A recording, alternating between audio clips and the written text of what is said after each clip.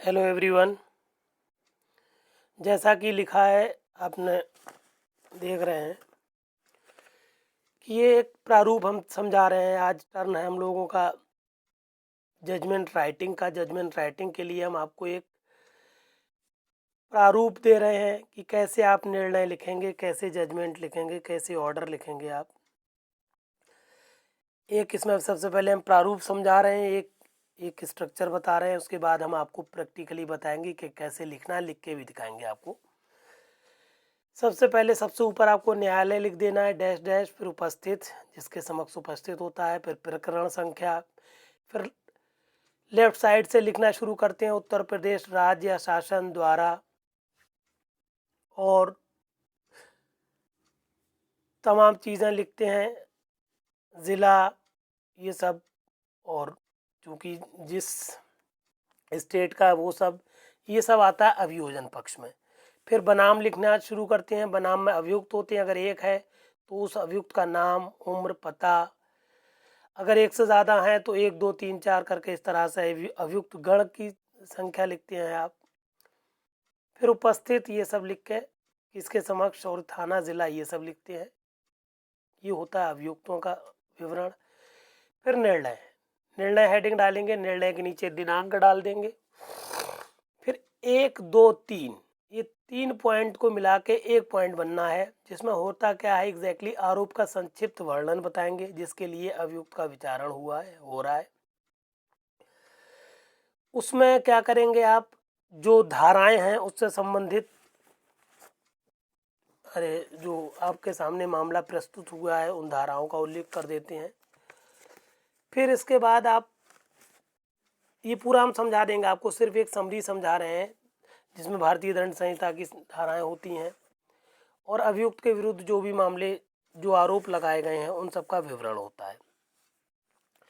दूसरे नंबर पर आप क्या लिखते हैं देखें,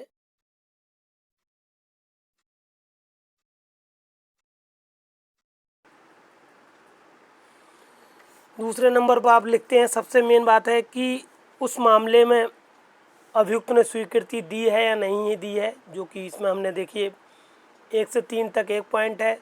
चौथे नंबर को हमने 2 पॉइंट बना दिया है कि आप पूछते हैं उससे स्वीकृति है, जो आप पे आरोप लगे हैं स्वीकृत कर रहे हैं या नहीं कर रहे हैं। स्वीकृति नहीं है तो आप लिख देते नहीं है। फिर आप आगे बढ़ जाते हैं। तीसरे नंबर पर आप सारी वो चीज़ें एग्जैक्टली, जो तीसरा नंबर है इसमें मामले का या अभियोजन का संक्षेप वर्णन होता है, जिसमें बताया जाता है कि किस तरह से एफआईआर किसने लिखाई है। फिर पावर, यूजली एफआईआर वाला या जो चश्मदीद गवाह होता है वो पावर विटनेस, सॉरी, PW1, जिसको आप मेनली प्रोसिक्यूटिंग या विटनेस कहते हैं, अभियोजन साक्षी कहते हैं, जिसपे 1 2 3 इस तरह से आप नंबर डालते चले जाते हैं। बहुत सारे जिसमें चश्मदीद गवाह हैं, जिन्होंने देखा है, डॉक्टर हैं, पुलिस वाले हैं, इन सबको नंबर वाइज आप लिखते चले जाते हैं, मतलब संक्षिप्त वर्णन करते चले जाते हैं इसमें आप। फिर चौथे नंबर पर जब आप आते हैं तो इसमें मेनली बात आती क्या है कि 313 हमने आपको CRPC में धारा पढ़ाई है, इसमें होती अभियुक्त की परीक्षा। शीर्षक ही इसका 313 का है, अभियुक्त की परीक्षा। अभियुक्त से पूछा जाता है उस सारे मामले के बारे में, उसकी सफाई दी जाती है, सफाई ली जाती है। फिर इसके बाद जो आपका 5वां नंबर है, चौथे नंबर पर आपने सारी चीज़ें समझ लेना है, अभियुक्त को भी सुनना है, मामले जो हैं वो सब आपके साथ सामने प्रस्तुत हो गए हैं, उन अभिलेखों को समझना है, पढ़ना है, और जो आपके सामने सारे दस्तावेज आए हैं उन सबको देखना है। फिर 5वें नंबर पे एग्जैक्टली आप जब पहुंचते हैं तो पूरी बहस शुरू हो चुकी होती है आपके सामने, जिसमें अभियोजन पक्ष और बचाव पक्ष दोनों अपने तर्क वितर्क देते हैं, जिसमें हमने आपको बताया हुआ है 5वां नंबर जो है। इसके बाद 5वां और 6ठा नंबर, ये दोनों को आप 5वें नंबर में आप क्या करेंगे,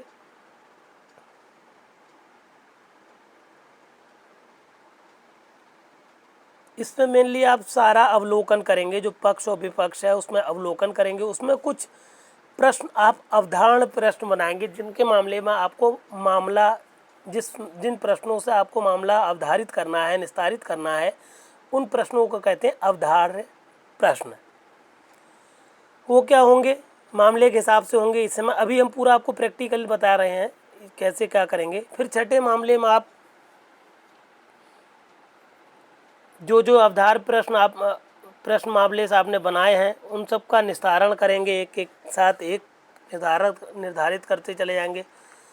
और 7वें नंबर पर आप क्या करेंगे, जो भी मामला आपके सामने आ गया, जो भी आपने देखा, उन सब के आधार पर जो भी बहस आपके सामने हुई है, जो भी दस्तावेज आपके पास प्रस्तुत किए गए हैं, उन सब के सबको लेकर आप क्या करते हैं,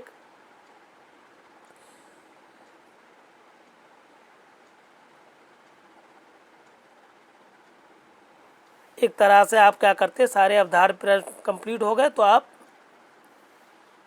उन सब के आधार पर एक मामला लिखते हैं कि क्या क्या इन मामले में हो सकता है, कौन कौन सी धाराओं के अंतर्गत ये व्यक्ति दोष सिद्ध किया जाता है, दोष सिद्धि लिख देंगे। फिर सॉरी, दोष सिद्धि के बाद आखिरी मौका आपको मिलता है, आप क्या करेंगे, आदेश लिखेंगे। आदेश में क्या लिखेंगे, दंडादेश या आदेश होता है, ये आखिरी आपके पास मैटर होता है। हालांकि इससे पहले भी जब आपने दोष सिद्ध की थी वहाँ पर एक चीज़ आपको बता दें हम, आप लिखा जाता है हस्ताक्षर, जो न्यायाधीश जो इसको मामले को देख रहा है, जो भी मामले आपके सामने आए हैं उसके हस्ताक्षर यहाँ पर होते हैं। फिर दंडादेश आप लिखते हैं, दंड का आदेश लिखते हैं, वहाँ पर आप 2 जगह हस्ताक्षर करेंगे कि आपने ये हस्ताक्षर खुले न्यायालय में घोषित किए, ये जो निर्णय है खुले न्यायालय में घोषित किया और लिखा। दूसरी चीज़ आप एक जगह साइन करते हैं कि आपने ये मामला जो है प्रत्येक पृष्ठ पर आपने हस्ताक्षर किए हुए हैं, ये दिनांक करके। इसके बाद कुछ पॉइंट बता दिए हैं कि आप क्या करेंगे, दोष सिद्धि के बाद क्या करेंगे, कुछ समय देंगे अभियुक्त को, उसके बाद दंडादेश लिखा जाएगा, एक ही दिन दोनों चीज़ें नहीं लिखी जाएंगी। उसके अलावा जो दंड के प्रश्न पर दोष सिद्धि होगी, एक दिन नहीं होगी, पहले सुनने के बाद फिर दोष सिद्धि आप लिखेंगे। ये एक समरी है, हो सकता है ये आपकी समझ में ना आए क्योंकि ये प्रैक्टिकली नहीं थी, एक जनरल चीज़ें थी जो जो होती हैं निर्णय में, जजमेंट राइटिंग में, ये जनरल चीज़ें हैं। मेन मामला अब आपको समझ में आएगा, जैसा कि हमने आपके सामने केस लिखा हुआ है, ये इंग्लिश वालों के लिए है। यहाँ से केस शुरू है, the accused doctor Ramesh got married to Vimala. ये पूरा मामला है, ये पूरा मामला है, ये पूरा मामला है, जिसमें हम आपको समरी भी बता रहे हैं, हिंदी में पढ़ कर सुना रहे हैं आपको हम। देखें क्या था मामला इसमें, अभी हिंदी में मामला, हिंदी मीडियम वालों के लिए ये है। हुआ कि प्रश्न किस तरह से आता है समझ लें आप, कि निम्नलिखित तथ्यों के आधार पर संक्षिप्त आवश्यक तथ्यों का उल्लेख करते हुए एवं ये उपधारित करते हुए कि अभियोजन द्वारा साक्षियों की परीक्षा की गई, एक निर्णय लिखिए। आपको क्या करना है, एक निर्णय लिखना होता है। कभी कभार सिर्फ निर्णय तक ही पूछ लेते हैं, कभी कभार प्रश्न पूछ लेते हैं, आदेश लिखिए। तो पहले आपको निर्णय लिखना है, उसके बाद आदेश लिखना। ध्यान रखें इन मामलों को, यहाँ बहुत गलतियाँ होती हैं। सिर्फ निर्णय पूछा है तो आप निर्णय लिख के छोड़ सकते हैं, आदेश पूछा है तो पहले आप निर्णय लिखें फिर आदेश लिखें।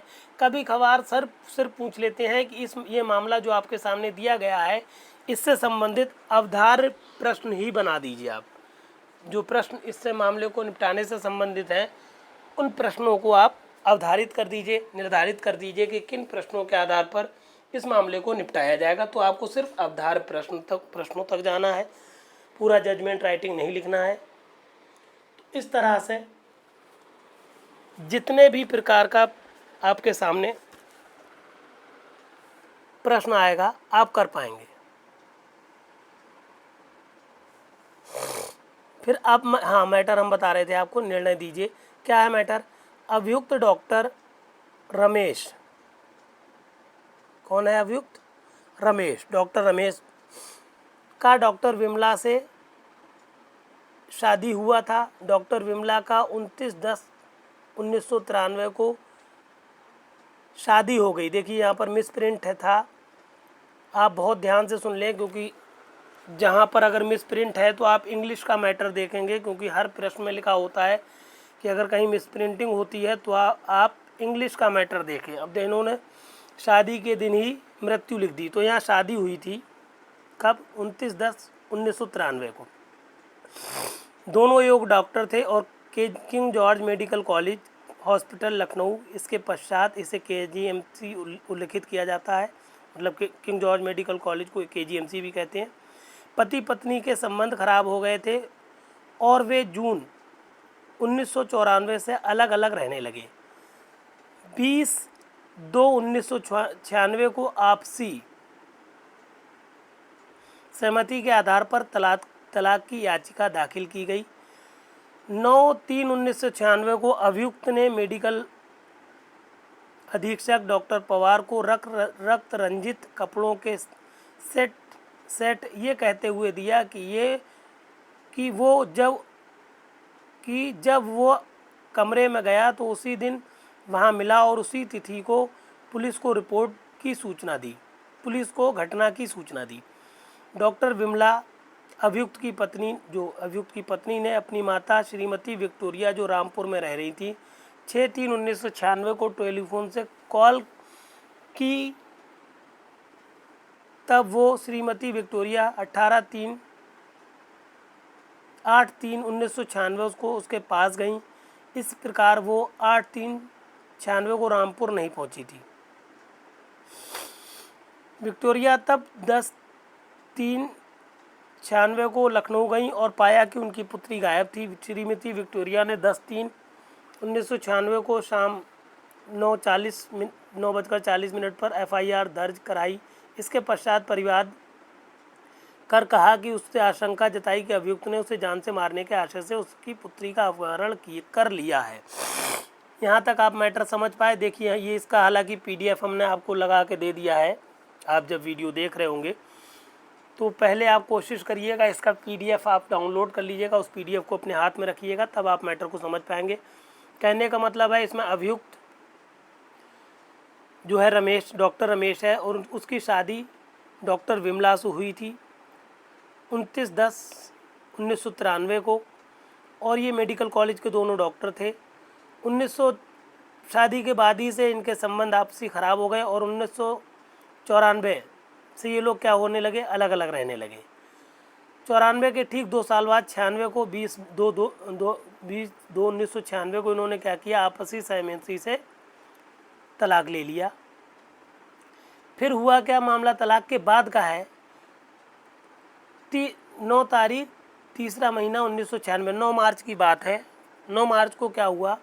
जो अभियुक्त रमेश हैं इनके पास खून से सने हुए कपड़े थे और इन्होंने इनकी जो अधीक्षक हैं डॉक्टर पवार साहब, उनको ये कपड़े सौंपे और ये कहा कि ये जब कमरे में गए तो ये खून से सने हुए कपड़े इनको कमरे से मिले थे।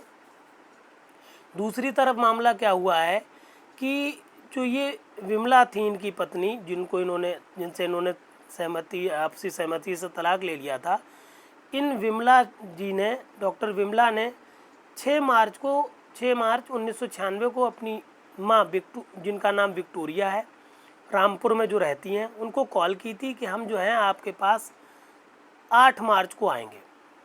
मतलब इन्हें डॉक्टर विक्टोरिया को 8 मार्च को रामपुर जाना था। जब ये 8 को नहीं पहुंची, 9 को नहीं पहुंची, तो 10 को जो थी इनकी माँ विक्टोरिया वो वो लखनऊ आ गई। और उन्होंने देखा जब 10 मार्च को लखनऊ पहुंची तो इन्होंने देखा इनकी पुत्री घर, जहाँ पर जो भी हॉस्टल का कमरा हो जहाँ पर भी हो, वहाँ पर नहीं है। तुरंत इनको अपने पूर्व दामाद पर शक हुआ। इन्होंने अपनी दामाद के प्रति एक FIR लिखा दी 10/3/1996 को शाम लगभग 9:40 या रात कह सकते हैं। और ये कह के आशंका जता के एफआईआर लिखाई कि इनके दामाद ने जो है इनका अपहरण किया है इनकी पुत्री का। इसी बीच क्या हुआ, हॉस्टल की एक डॉक्टर नम्रता थी जो मृतका के हॉस्टल में ही रहती ने डॉक्टर पवार चिकित्सा अधीक्षक को सूचित किया कि मृतका 9/3/1996 से हॉस्टल में वस्तुतः गायब हो चुकी है। जांच के पश्चात ये प्रकाश में आया कि मृतका 9/3/1996 से 16/3/1996 तक छुट्टी पर थी। कहने का मतलब है जो ये डॉक्टर नम्रता है, देखिए चौथा नाम ये आया है डॉक्टर नम्रता जी का, चौथा नहीं बल्कि पांचवा कह सकते हैं। 2 पति पत्नी थे, एक पत्नी की माँ थी और एक डॉक्टर पवार थी और एक ये पांचवी डॉक्टर नम्रता है। इन्होंने जो उनकी अधीक्षक हैं डॉक्टर पवार साहब, उनको बताया कि 3 मार्च से जो मृतका है वो गायब है और ये भी क्लियर किया कि ये जो मृतका थी इन्होंने 9 मार्च से लेकर 16 मार्च तक की छुट्टी ली थी। अब क्या हुआ आगे, दिलीप यादव, ये क्या है, दिलीप यादव सहायक निरीक्षक हैं, मामले का अन्वेषण प्रारंभ किया इन्होंने। जब एफआईआर लिख गई तो अन्वेषण शुरू हुआ और अभियुक्त के हॉस्टल गए जिसका कमरा नंबर 2010 था, बंद पाया गया। पुलिस बल द्वारा अभियुक्त की अन्य स्थानों के साथ उसके रिश्तेदारों जो कि मिस्टर राणा हैं के घर की तलाशी ली गई, लेकिन ये कहीं नहीं पाया गया। डॉक्टर पवार ने अभियुक्त द्वारा दिए गए खून लगे कपड़ों का अन्वेषण अधिकारी को दिया, क्योंकि जो अभियुक्त थे, जो ये डॉक्टर जिनसे इनकी शादी हुई थी, डॉक्टर रमेश जो थे अभियुक्त, इन्होंने, अब पहले ही हमने बताया, रक्त रंजित कपड़े जो थे डॉक्टर पवार को दिए थे। अब एक और एंट्री होती है, सुनील यादव, ये क्या है, एसएचओ हैं पुलिस स्टेशन के लखनऊ कोतवाली, चूँकि ये केजीएमसी जो है लखनऊ कोतवाली के अंतर्गत आती है, तो वहाँ के ये एसएचओ हैं। इन्होंने 11/3/1996 मतलब 11 मार्च की बात है, सुबह 9 बजे पुलिस चौकी चिन्हट से लगभग 17 किलोमीटर दूर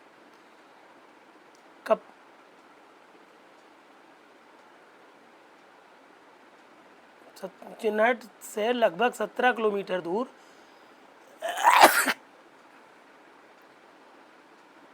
है, बात समझ रहे हैं, कि जो पुलिस चौकी जो है, जो चौक पुलिस चौकी है, वहाँ से चिन्हट की दूरी लगभग 17 किलोमीटर है। वहाँ से ये जो एसएचओ साहब थे, उन्होंने वायरलेस से संदेश दिया कि मुख्य सड़क से दूर, मुख्य शहर से दूर मुख्य सड़क के पास झाड़ी में एक महिला की मृत शरीर पड़ा है।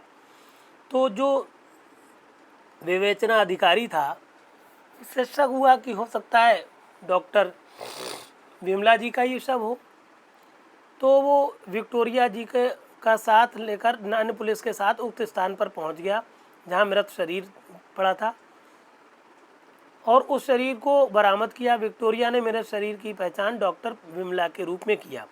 वो विक्टोरिया जो थी पहचान गई कि उन्हीं की पुत्री का ये शरीर है, मृत शरीर है।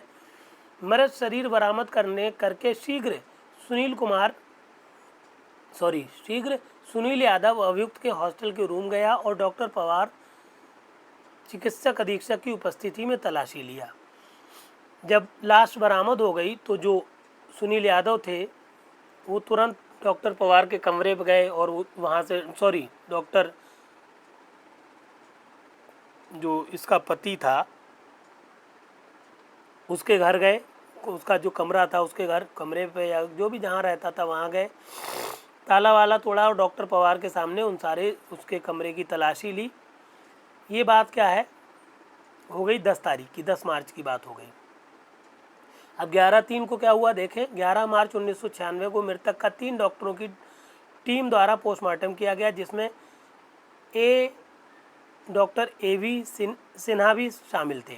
3 डॉक्टर थे जिनमें से एक थे डॉक्टर AV सिन्हा, जिन्होंने पाया कि मृतका मर चुकी है और उसकी गर्दन पर गला घोंटने और इसी तरह का अन्य निशान पाए गए थे। और उसके सर पर अनेक गंभीर क्षति पाई गई थी। गला दबाया गया था, सर पे कोई चोट मारी गई थी। ये सब पोस्टमार्टम रिपोर्ट से क्लियर हुआ। फिर 11 मार्च 1996 को विवेचना अधिकारी ये जानने के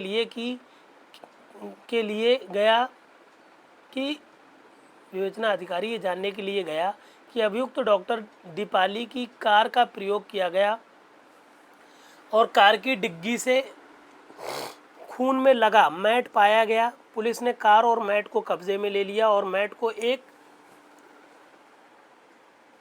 SL रिपोर्ट तैयार करने के लिए भेज दिया। एक डॉक्टर दीपाली हैं जिन्होंने बताया था कि जो अभियुक्त है उसने इनकी कार का इस्तेमाल किया था उसी दौरान। तो पुलिस ने विवेचना अधिकारी जो है उसने कार की डिक्की वगैरह की तलाशी ली तो देखा वहाँ पर खून के धब्बे थे। तो उन सब धब्बों का मैट को भेजा रिपोर्ट के लिए, ये पता लगाने के लिए ये खून के धब्बे किसके हैं।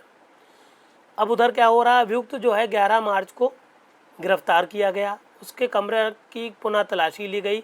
फर्श पर पड़ा खून को एकत्रित किया गया।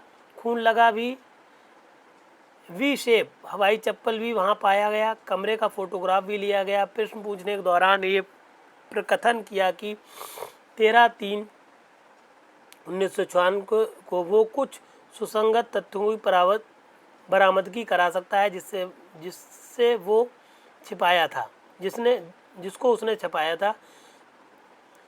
मतलब आप समझ रहे हैं कि जब अभियुक्त को हुआ क्या, 11 तारीख को ही पुलिस ने अभियुक्त को गिरफ्तार कर लिया। गिरफ्तार करने के बाद इनके कमरे की फिर से तलाशी हुई, फ़ोटो खींचे गए तो वहाँ पर एक वी शेप की चप्पल मिली, खून से सनी हुई, और भी कपड़े मिले, फर्श पे खून मिला।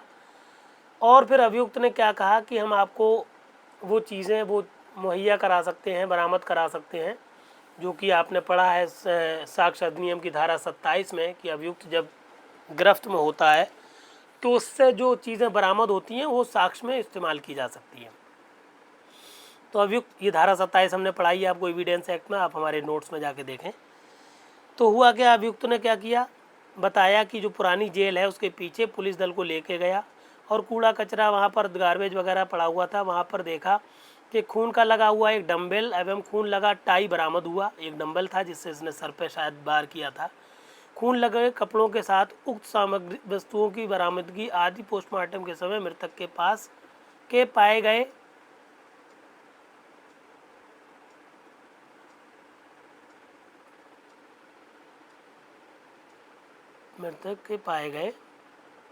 कपड़े सहित एवं डॉक्टर पवार द्वारा दिए गए खून लगे कपड़े FSL रिपोर्ट, फॉरेंसिक रिपोर्ट होती है, ये रिपोर्ट हेतु भेजे गए थे।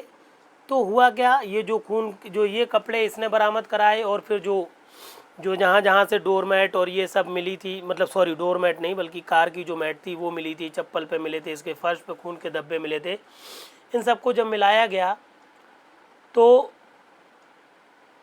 और सीरम रिपोर्ट जो ये जब आई, जब ये फॉरेंसिक रिपोर्ट जब आई तो इसमें क्या हुआ, सारे खून के लगे कपड़े वस्तुएं एक ही व्यक्ति के थे।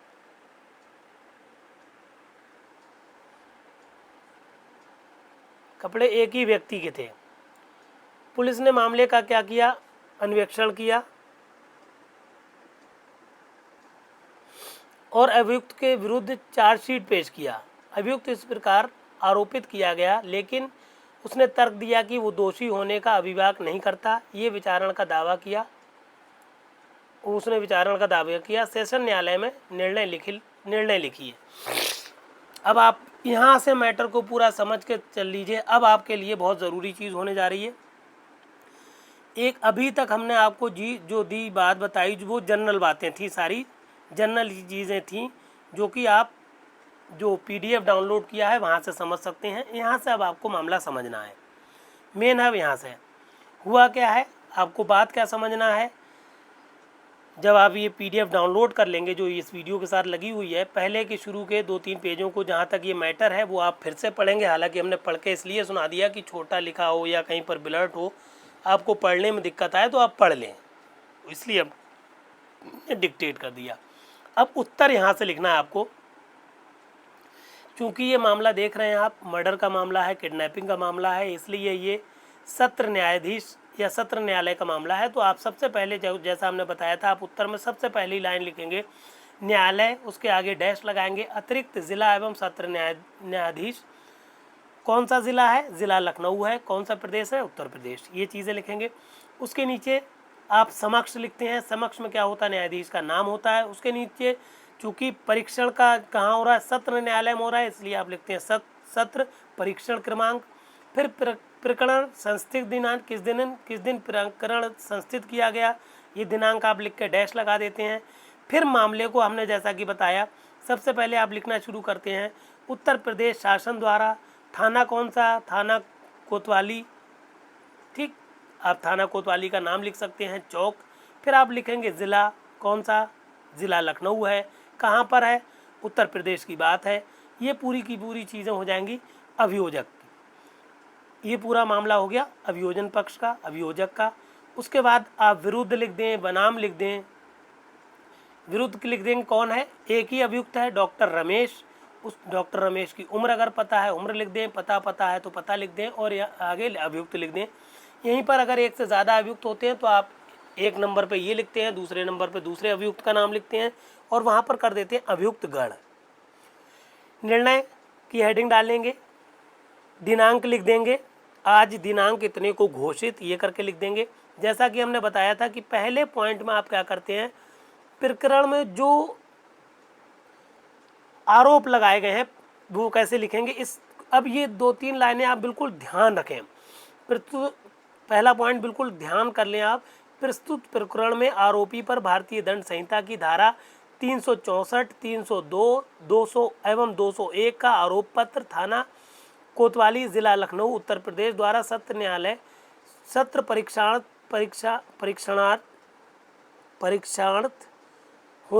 परीक्षा हेतु होने के कारण सत्र न्यायालय को सुपुर्द होकर परीक्षण हेतु इस न्यायालय को प्राप्त हुआ। मैं मामला समझ लें आप, चूँकि आप समझ चुके हैं कि जो मृतका डॉक्टर थी उनकी मां ने सबसे पहले किडनैपिंग का मामला लिखाया था, जिसको आप कहते हैं अपहरण अबडक्शन, 364 में है। फिर चूंकि लाश मिली तो 302 का मामला बन गया, और चूंकि इसने सबूत, लाश कहीं की मारी कहीं फेंकी ले जाके, तो इसने सबूत को मिटाने की कोशिश की है अभियुक्त ने, इसलिए 201। अभी 201 में होता है जो सबूत है उनका मिटाया जाना। कहने का मतलब हुआ, और ये सारे के सारे जो मामले हैं वो सत्र न्यायालय द्वारा विचारणीय है, इसलिए सत्र न्यायालय को मिले हैं, इस न्यायालय को मिले हैं। इसलिए ये पॉइंट आप पहले, ये बातें, इतनी बातें आप, धाराएं जो आईपीसी की हैं और किस थाने से संबंधित है, किस जिले से संबंधित है, किस प्रदेश से मतलब है इस केस का, उन सबको पहले पॉइंट में आप लिख देते हैं। दूसरा पॉइंट आप क्या लिखते हैं कि मामले में जो प्रकरण है उसमें स्वीकृति की है अभियुक्त ने या नहीं की है। तो चूंकि इसमें अभियुक्त ने स्वीकृति नहीं की है, वो पॉइंट लिख देते हैं। तीसरे पॉइंट में आप पूरा संक्षेप में मामला समझाएंगे। क्या समझाएंगे? आप बताएंगे अभियोजन का मामला संक्षेप में इस प्रकार है। इसको आपको ऐसे लिखना है कि शॉर्ट में आप सारे पॉइंट लिख भी दें और बहुत ज़्यादा बड़ा ना हो पाए, क्योंकि आपके पास जजमेंट राइटिंग के लिए बहुत ज़्यादा टाइम नहीं होता। आप टाइम की बचत करेंगे।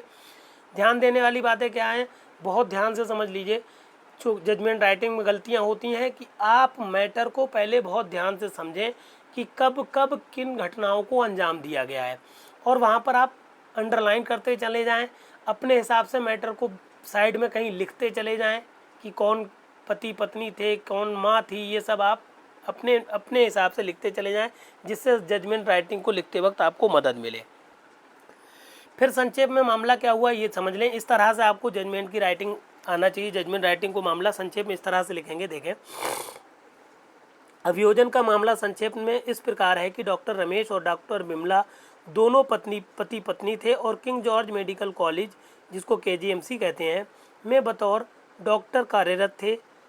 उनके आपसी रिश्ते तनावग्रस्त थे तथा वो जून 1994 से अलग अलग रह रहे थे। 6 मार्च 1996 को डॉक्टर बिमला ने अपनी माता श्रीमती विक्टोरिया को, रामपुर में रहती थी, को फ़ोन करके कहा था कि वो दिनांक 8 मार्च को उनसे मिलेंगी। जब डॉक्टर विमला 8/3 को 1996 को रामपुर नहीं पहुंची तो विक्टोरिया ने क्या किया, विक्टोरिया जो थी 10 मार्च को लखनऊ पहुंच गई और ये पाया कि उनकी पुत्री गायब है। श्रीमती विक्टोरिया ने एक प्रथम सूचना रिपोर्ट FIR 10/3/1996 को 9:40 में रात्रि में लखनऊ कोतवाली में दर्ज कराया। प्रारंभ में प्रथम सूचना रिपोर्ट में धारा 364 IPC के तहत दर्ज किया गया था मुकदमा, क्योंकि विक्टोरिया के अनुसार अभियुक्त ने उनकी बेटी को जान से मारने के लिए अपहरण कर लिया है। विवेचना के दौरान चिन्हट जो लखनऊ से 17 किलोमीटर दूर है, मुख्य सड़क के नज़दीक झाड़ियों में से डॉक्टर विमला का शव बरामद हुआ जिसकी पहचान स्वयं श्रीमती विक्टोरिया ने की। तत्पश्चात धारा 302 और धारा 201 IPC की बढ़ोतरी की गई। आरोपी पर प्रकरण जो FIR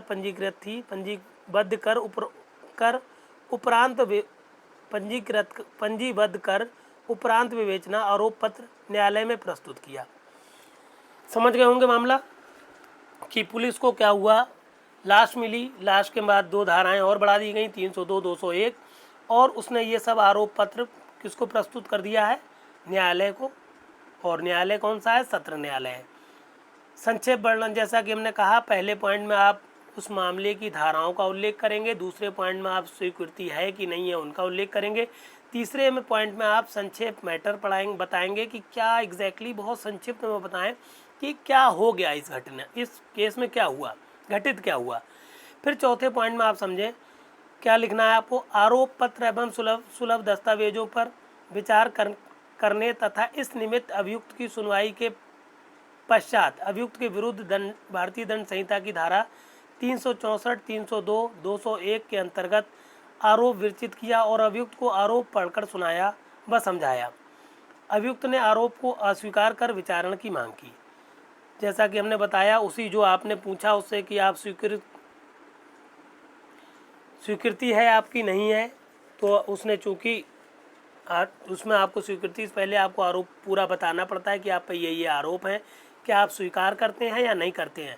अगर वो स्वीकार करता है तो अभिलिखित करता है न्यायाधीश, नहीं करता है तो आगे विचारण होगा, आगे उसका ट्रायल चलेगा। तो उसने चूँकि आरोपों को अस्वीकार कर दिया और विचारण की मांग की है। अब 5वें पक्ष में क्या होगा, अब विचारण शुरू हो गया आपका। 5वें पॉइंट में आप क्या करेंगे, अभियोजन पक्ष एवं बचाव पक्ष के तर्कों एवं दस्तावेजों के अवलोकन के बाद इस प्रकरण के निवारण हेतु निम्नलिखित अवधारण प्रश्न विचारणीय है। किन किन बातों पर विचार किया जाएगा वो समझ लें आप। पहला प्रश्न क्या है, ये आपको खुद हर मामले में ये अवधारण प्रश्न बनाना आपका काम है। इसके लिए आपने उस मामले को बहुत अच्छे से पढ़ा हुआ होना चाहिए। अच्छे से अगर मामला आपने नहीं पढ़ा है तो आप प्रश्नों का अवधारण नहीं कर पाएंगे। पहला अवधारणीय प्रश्न इस मामले में है, क्या अभियुक्त द्वारा साक्ष्य हत्या करने हेतु अपहरण कारित किया गया। पहला प्रश्न आना चाहिए आपके दिमाग में पूरा मैटर पढ़ने के बाद कि क्या जो अभियुक्त था उसने हत्या करने के लिए ही अपहरण किया था इसका। दूसरा आपके दिमाग में प्रश्न बनना चाहिए, क्या अभियुक्त द्वारा साक्ष्य हत्या कारित किया गया। तीसरी बात आपके दिमाग में आना चाहिए कि क्या अभियुक्त द्वारा साक्ष्य का विलोपन किया गया। जो इसमें मामले उठे हैं उन सबसे संबंधित प्रश्न है ये। फिर चौथी और आखिरी बात आप क्या करेंगे, अगर ये सब सही बैठ रहा है तो आप दोष सिद्धि कर दें और दोष सिद्धि के बाद क्या करें, आप दंडादेश दें यदि कोई है तो। अब क्या हुआ, इन प्रश्नों को ही अवधारण करना है आपको, अवधारणा करना है, विनिश्चय करना है, निर्णय देना है। छठे पॉइंट में आप क्या करेंगे, चूंकि अवधार्य प्रश्न 1, 2 और 3 एक दूसरे के साथ संयुक्त हैं, अतः इनका मूल्यांकन एक साथ किया जाता है।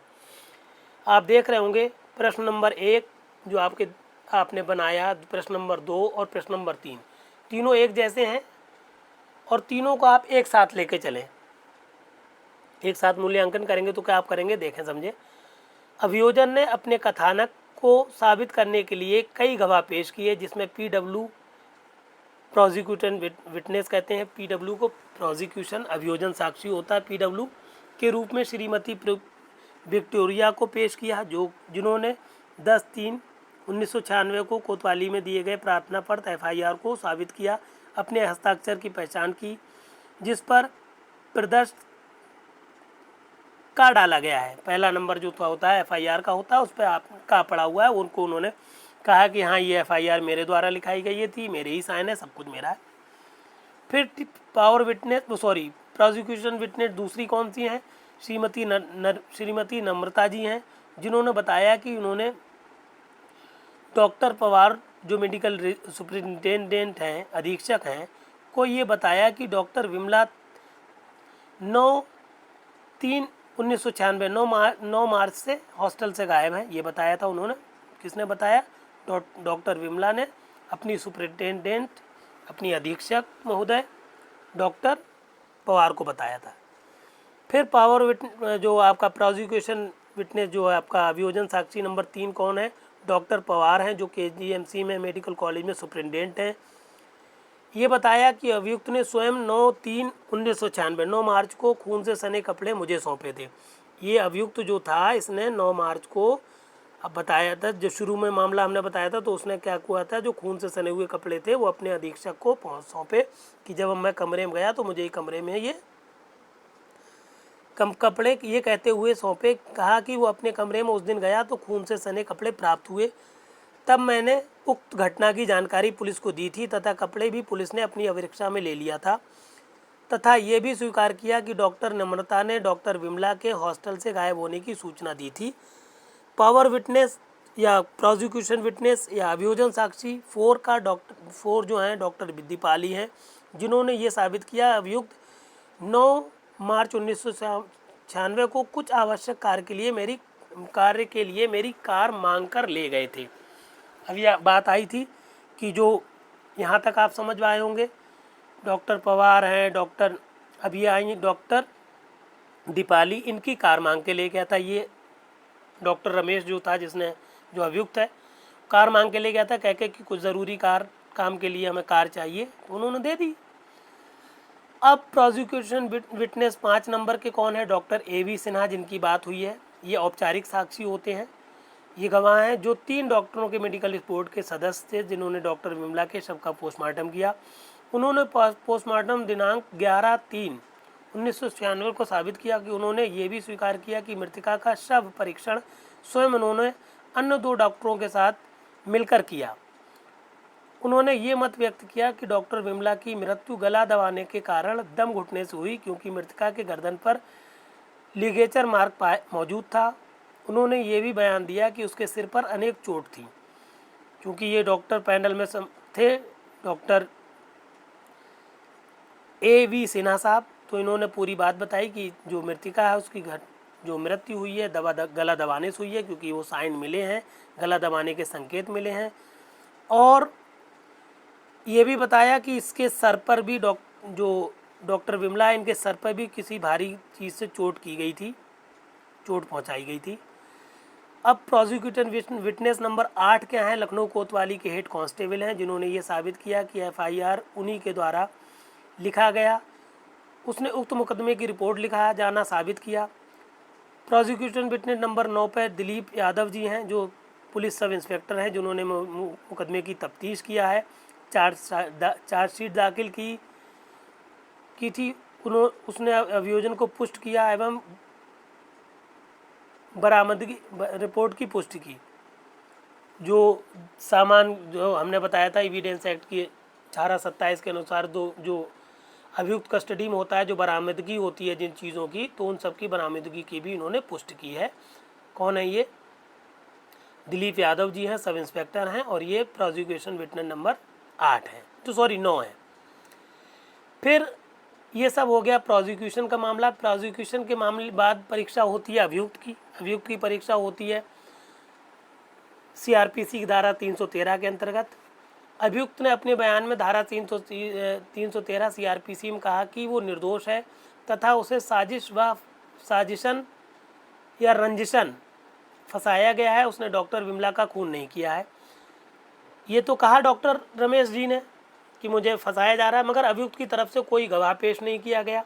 बस बचाव पक्ष के विद्वान अधिवक्ता ने गवाह से जिरह में कोई ऐसा तथ्य न्यायालय के समक्ष साक्ष्य में लाने में सफल नहीं हुआ जिससे अभियोजन पक्ष की कहानी पर संदेह होता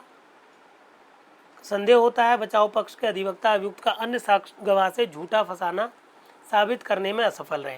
कहने का मतलब है जो अभियोजन पक्ष था उसने सारे सबूत दिए, सारे जो प्रोसिक्यूशन विटनेस थे उन सब की मदद से मामले को प्रूव किया, मगर जो इन अभियुक्त का पक्षकार गवाह जो वकील साहब थे, अधिवक्ता थे, वो ये साबित करने में असफल रहे कि हमारे क्लाइंट को गलत फंसाया गया है।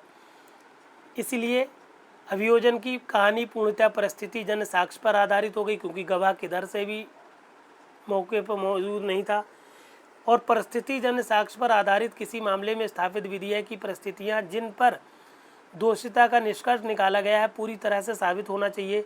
अभियुक्त अपने 313 के बयान में ये दर्शाने में असफल रहा कि उसके घर में खून के कपड़े कहाँ से आए तथा घर से प्राप्त खून आलूस मिट्टी थी चप्पलों में आई हुई, वह चप्पल पर लगा खून कहाँ से आया।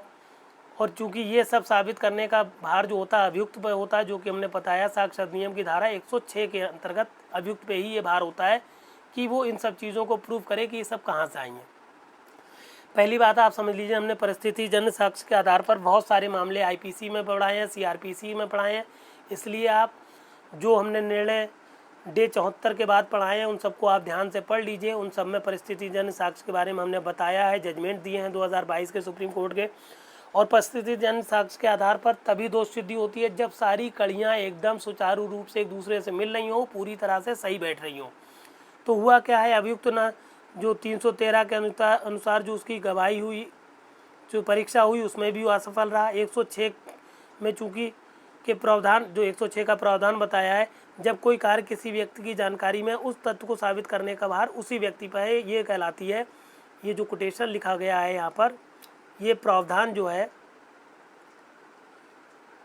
एविडेंस एक्ट की धारा 106 का है। जब कोई कार्य किसी व्यक्ति की जानकारी में है उस तथ्य को साबित करने का भार उसी व्यक्ति पर होता है, ये कहलाती है साक्ष्य अधिनियम की धारा 106। तो चूंकि धारा 106 के अनुसार अभियुक्त अपने आप को दोषी करने में मतलब निर्दोष साबित करने में असफल रहा है। हालांकि बहुत सारी आप किताबें पढ़ेंगे, हमने इसीलिए कि एक प्रॉपर रेफरेंस बुक से आपका मैटर लिखा है कि उसमें आपको बहुत सारे केस लॉज का वर्णन दिया जाएगा, मगर आप इन सब केस लॉज का अगर आपको एक आध ध्यान रह जाए तो अलग बात है, वरना आपके पास इतना समय नहीं होता है कि आप ये सब चीज़ें बीच की लिखें। ठीक, तो इन सब चीज़ों से बचिएगा। हर किताब में आपको ये सारे मैटर मिलेंगे और इन सब चीज़ों को अगर आप चक्कर में पढ़ेंगे तो आप जजमेंट राइटिंग प्रॉपर नहीं कर पाएंगे। मतलब इसमें क्या होगा, आपका समय बर्बाद होगा। तो इसलिए बीच में जो लिखे रहते हैं इन सबको आप ना लिखिएगा। फिर क्या हुआ,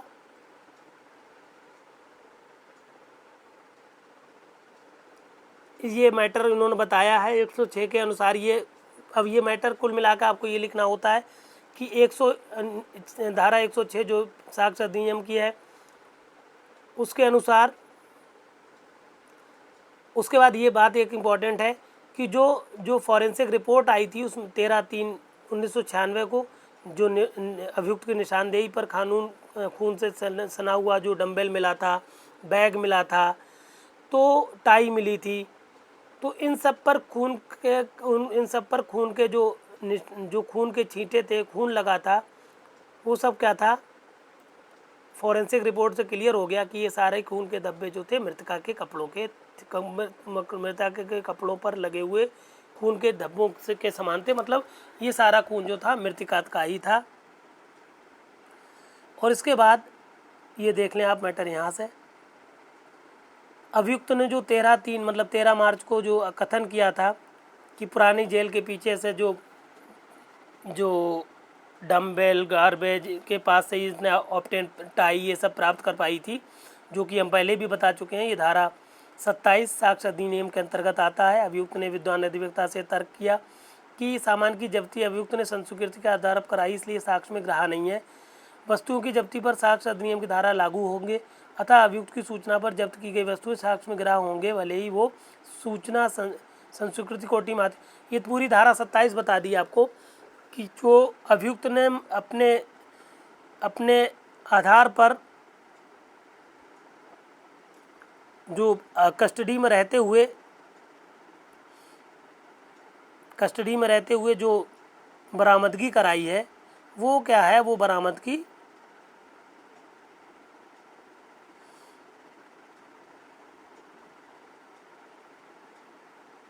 साक्ष्य में प्रस्तुत की जाती है, साक्ष्य में माने जाते हैं। और ये 3 प्रश्नों का जो शुरू के तीनों प्रश्न थे जो आपके अब एक साथ लेकर चल रहे थे, उनमें आगे क्या बताया गया है कि पुलिस की अभिरक्षा में की गई जानकारी के परिणाम स्वरूप साक्ष्य में ग्राह्य होंगे, ठीक, जो कि धारा 27 एविडेंस एक्ट कहती है कि जो उसने मामले में जो चीज़ें बरामद करवाई हैं वो साक्ष्य में ग्राह्य हैं। और चूंकि पति पत्नी के बीच में तनाव था, एक दूसरे को ये लोग देखना नहीं चाहते थे, इसीलिए इनमें मारपीट हुई, इनका आपसी सहमति से तलाक हुआ, फिर ये अलग अलग रहने लगे। फिर कहने का मतलब है इन सारी चीज़ों को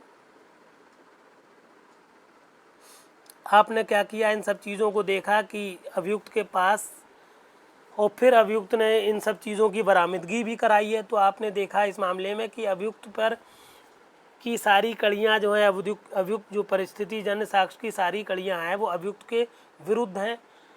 और अभियुक्त ने 100% आप श्योर हो गए कि इसने अपराध किया है, इसने ही अपनी पत्नी का हत्या किया है।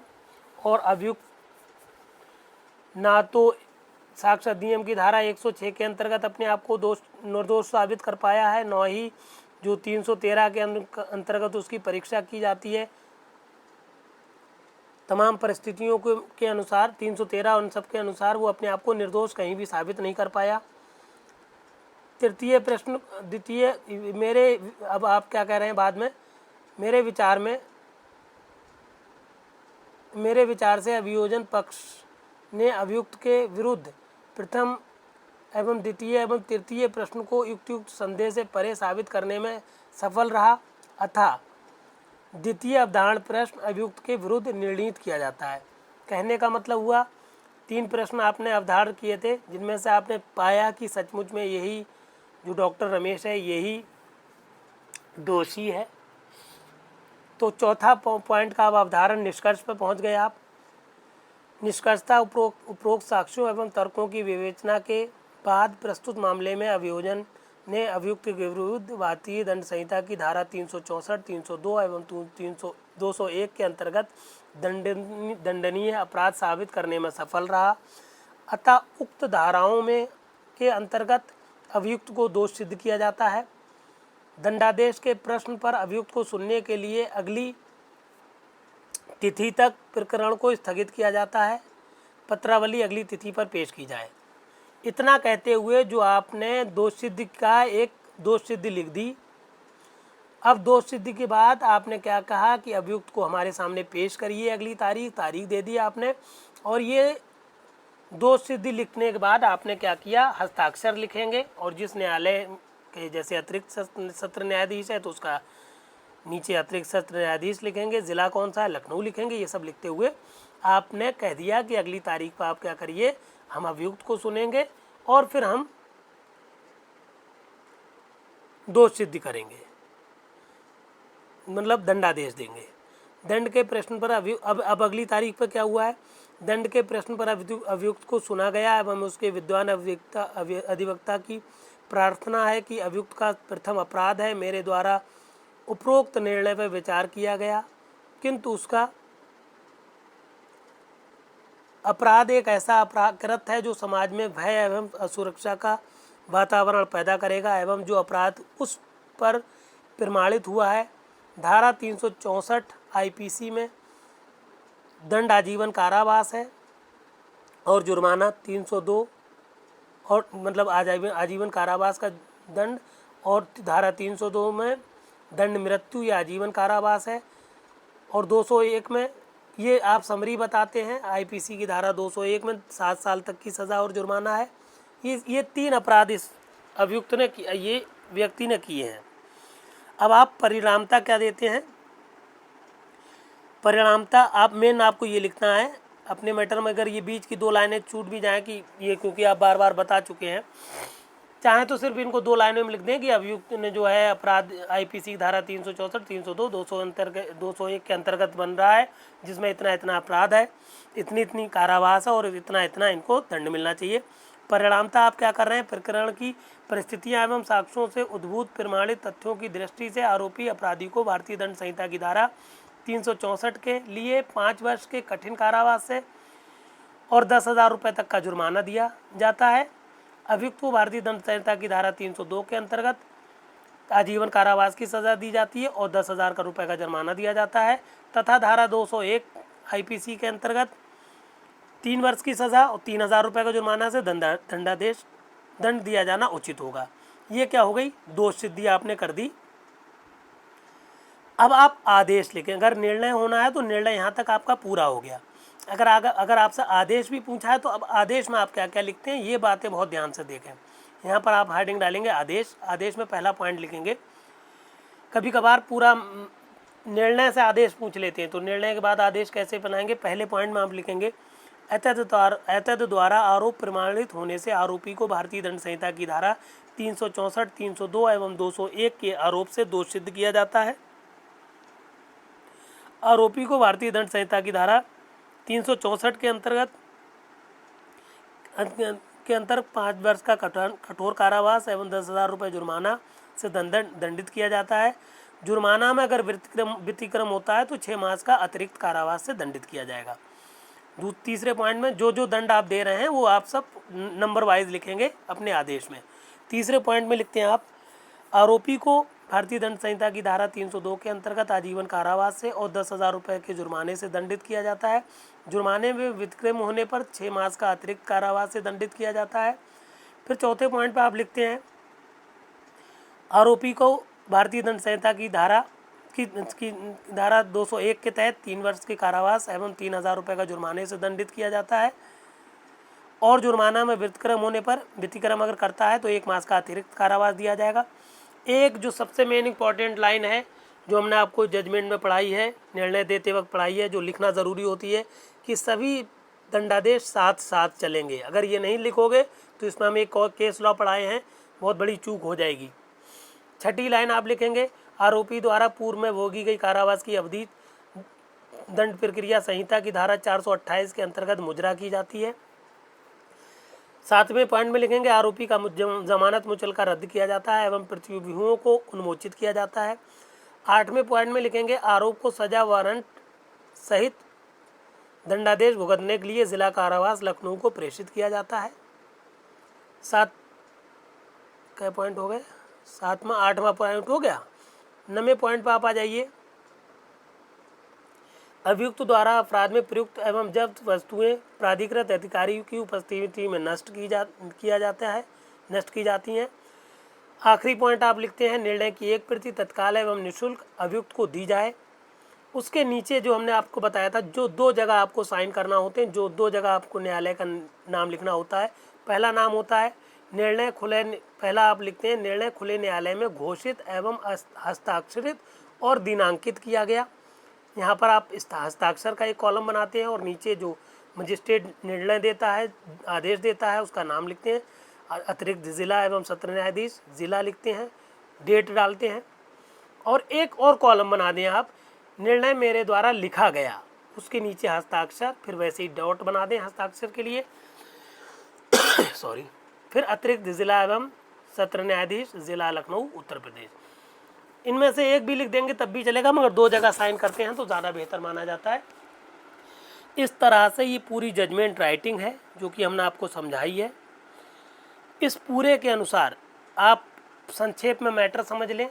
शुरू का मैटर जब आप देख रहे होंगे तो आपको थोड़ी थोड़ी कम बात समझ में आएगी कि निर्णय में क्या हो रहा है, क्योंकि पहले हमने सिर्फ आपको एक प्रारूप दे दिया निर्णय का, और प्रारूप देने के बाद फिर हमने निर्णय आपको समझाया, फिर उदाहरण के साथ फिर लास्ट में लाए।